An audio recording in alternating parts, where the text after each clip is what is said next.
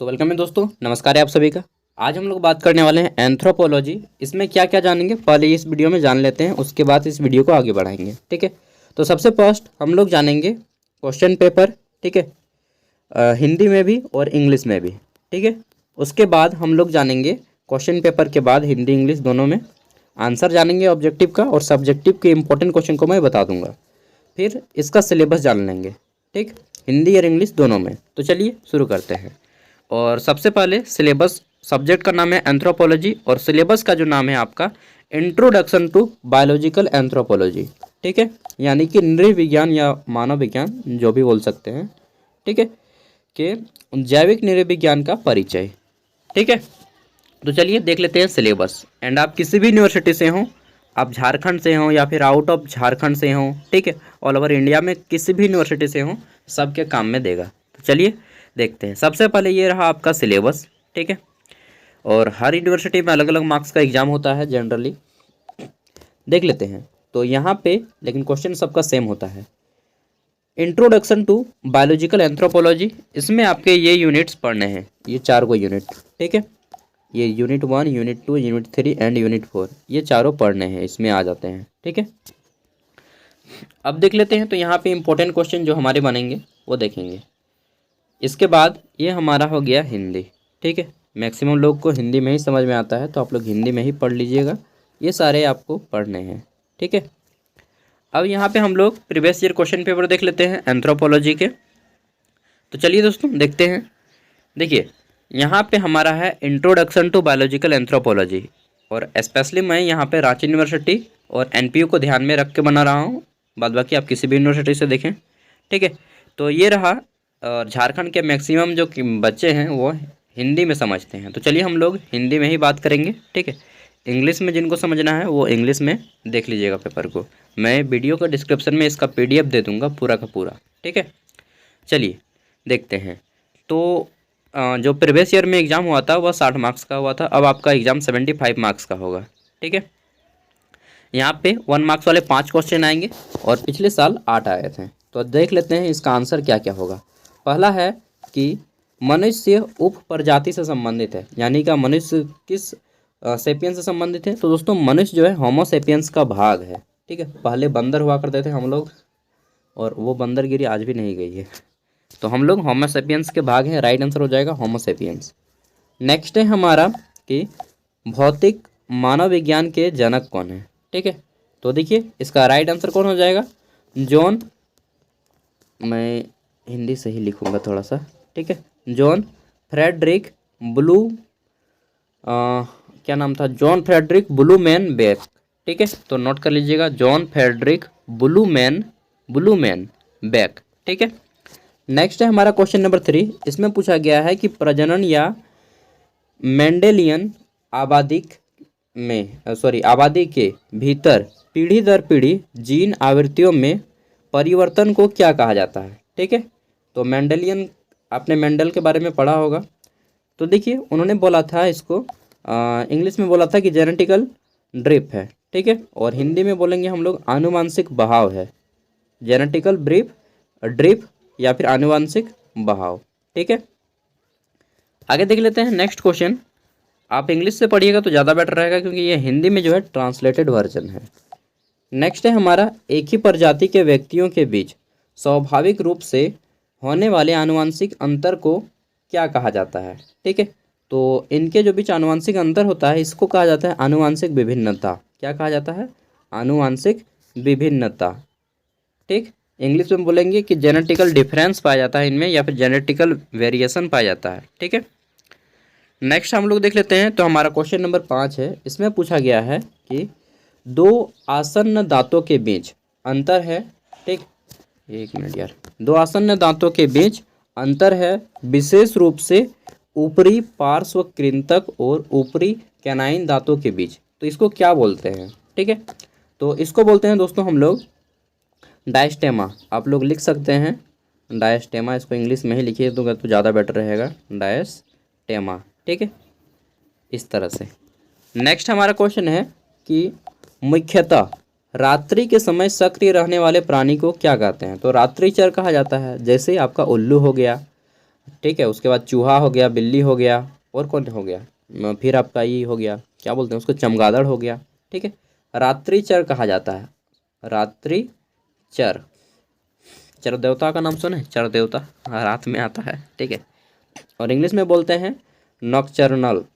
ठीक है, sorry nocturnal बोला जाता है उसको।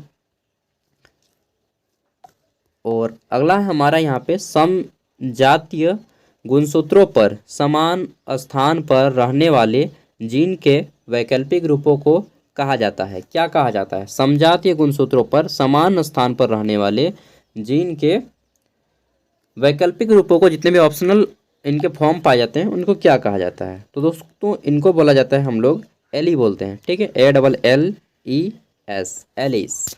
ठीक है।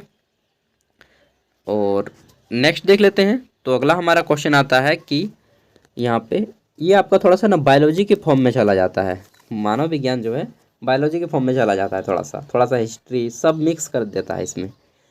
कि माइटोसिस या अर्धसूत्री विभाजन का चरण है जिसके दौरान प्रत्येक गुणसूत्र का सेंट्रोमियर दो क्रोमेटिड और अलग अलग करते हुए अनुदैर्ध्य रूप में विभाजित होता है। ठीक है। तो इसको क्या बोलते हैं, कौन सा फेज बोलते हैं इसको? तो दोस्तों इसको एनाफेज बोला जाता है। ठीक है, एनाफेज। ठीक, एनाफेज। तो चलिए मिलते हैं अब 5 मार्क्स वाले क्वेश्चन में। आपके एग्जाम में यहाँ पे 5 मार्क्स का आएगा। जैसे यहाँ पे बोला गया है कि आधुनिक जैविक मनोविज्ञान क्या है, इसके बारे में बताना है। ठीक है, मॉडर्न, क्या बोलेंगे इसको, मॉडर्न बायोलॉजिकल एंथ्रोपोलॉजी डिफाइन करना है इसको। ठीक है, what is anthropological, modern anthropological biology. Next है हमारा यहाँ पे कि फॉरेंसिक मानव विज्ञान क्या है, फिर है आपका प्राइमेटोलॉजी क्या है, जैविक विकास क्या है। ठीक है, अप्रभावी जीन को परिभाषित करें, मनुष्य का दंत सूत्र क्या होता है, तो इसका दंत सूत्र होता है 21-23। ठीक है। नेक्स्ट है हमारा यहाँ पे द्विपाद गति क्या है, लिनिया एस्पेरिया क्या है, मेंडल कौन है, कोशिका झिल्ली क्या है। ठीक है, आगे देख लेते हैं। तो नेक्स्ट हमारा क्वेश्चन है कि मानव की आनुवांशिकी, प्राकृतिक चयन, उत्प परिवर्तन। ठीक है, ये सभी आपके इम्पोर्टेंट टॉपिक हैं। इतना अगर आप कर लीजिएगा तो आपका क्वेश्चन नहीं छूटेगा। ठीक है। अरे भाई यहाँ पे जो ऐप नंबर क्वेश्चन दिखा रहा है, कृपान छोड़िए, मतलब इस तरह से आपके एग्ज़ाम में आ सकते हैं। ठीक है, शायद मैंने इसका हिंदी ट्रांसलेट थोड़ा गलत किया है। चलिए लॉन्ग आंसर टाइप में आते हैं डायरेक्टली। ठीक है, तो देखिए लॉन्ग आंसर टाइप में हमारा क्वेश्चन है कि विकास के सिंथेटिक सिद्धांत की व्याख्या करें। ठीक है, विकास के सिंथेटिक सिद्धांत की व्याख्या करें। नेक्स्ट है गैर मानव जीवित प्राइमेटी वर्ग का वर्णन करें। नेक्स्ट है हमारा मनुष्य को एक प्राइमेट के रूप में वर्णित करें। अगला है हमारा अर्धसूत्री विभाजन को संक्षेप में समझाइए। ठीक है, नेक्स्ट है मेंडल के सिद्धांत की व्याख्या करें। आगे देख लेते हैं। तो इतने ही क्वेश्चन इंपॉर्टेंट यहाँ पे बने हैं। ठीक है, और भी है यहाँ पे, तो ये सारे हो गए हैं ना। यहाँ पे 1-2 क्वेश्चन छूट गए हैं। देखिए हिंदी में मैंने जब किया ट्रांसलेट तो थोड़ा सा अजबजा गया। आधुनिक जैविक मानव विज्ञान के उद्देश्य और दायरे की रूपरेखा का प्रस्तुत करें। ठीक है, अगला हमारा जैविक मानव विज्ञान के आधुनिक और पारंपरिक दृष्टिकोण में अंतर करें। अगला है हमारा जैविक विकास को परिभाषित करें। ठीक है, और आलोचना के साथ डार्विनवाद की चर्चा करें। तो दोस्तों ये क्वेश्चन थे, इतना कर लीजिए। डेफिनेटली आपके भी एग्जाम में क्वेश्चन ऐसा ही आएगा। अगर आपका सब्जेक्ट एंथ्रोपोलॉजी, बायोलॉजिकल एंथ्रोपोलॉजी है, इंट्रोडक्शन टू बायोलॉजिकल एंथ्रोपोलॉजी, देखिए इंग्लिश में आपको कोई दिक्कत नहीं होगा क्योंकि इंग्लिश में जो है टाइप किया गया था और इसमें जो है आपका डायरेक्टली बेस्ट रहेगा।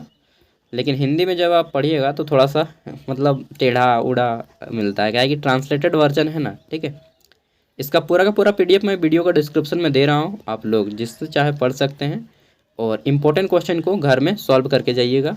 हाँ, यहाँ पे मैं कुछ चीज़ें बता देना चाहता हूँ कि जैसे कि आपके एग्जाम में 5 मार्क्स का जो क्वेश्चन आएगा, इसका आंसर आप लोग एक खड़ा पन्ना का दोनों साइड में कीजिएगा। ठीक है, जो आपके एग्जाम में 15 मार्क्स का क्वेश्चन आएगा उसका आंसर आपको 2 खड़ा पन्ना, ठीक है, का दोनों साइड और तीसरे खड़ा पन्ना का एक साइड करना है। समझ गए, मतलब 5 पेज में।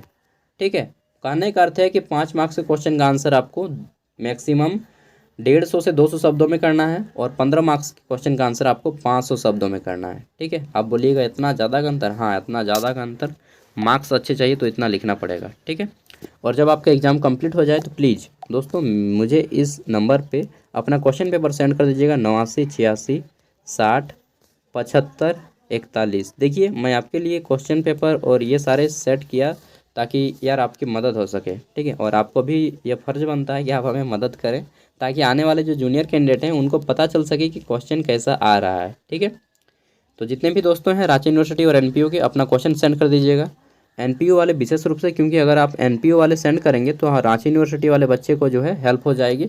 ठीक है, क्या हेल्प होगी कि एनपीयू का एग्ज़ाम पहले होगा, इससे रांची यूनिवर्सिटी का एग्ज़ाम बाद में होगा, तो रांची यूनिवर्सिटी को डायरेक्टली फ़ायदा मिलेगा दोस्तों। ठीक है, और जब तक हम लोग हेल्प नहीं करेंगे, हमारा झारखंड मालूम है ना लोवेस्ट क्राइटेरिया में आता है यार। ठीक है, तो मिलजुल के इसको आगे बढ़ाना ही पड़ेगा। थैंक यू दोस्तों वीडियो को देखने के लिए। प्रैक्टिस करें, पूरा ध्यान से पढ़ें, 8 घंटा 9 घंटा भी जितना पढ़ पाएँ पढ़िए। बाय, ऑल द बेस्ट, तैयारी कीजिए। जोहार।